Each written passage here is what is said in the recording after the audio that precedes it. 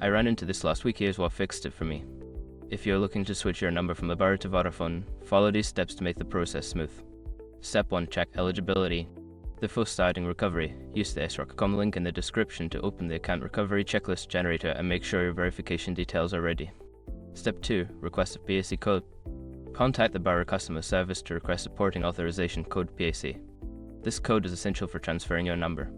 You can usually get it via a phone call or through their website. Step 3. Sign up with Vodafone. Visit a Vodafone store or their website to start the sign-up process. Provide them with your PAC code and personal details to initiate the transfer. Step 4. Wait for confirmation. After submitting your details, Vodafone will process your request. You should receive a confirmation email or text about the porting status. This can take up to 24 hours. Step 5. Test your new SIM. Once you receive confirmation that the porting is complete, insert your new Vodafone SIM and test it by making a call or sending a text. If you encounter issues, restart your phone. Switching your number doesn't have to be complicated. Just follow these steps, and you'll be enjoying your new Vodafone service in no time.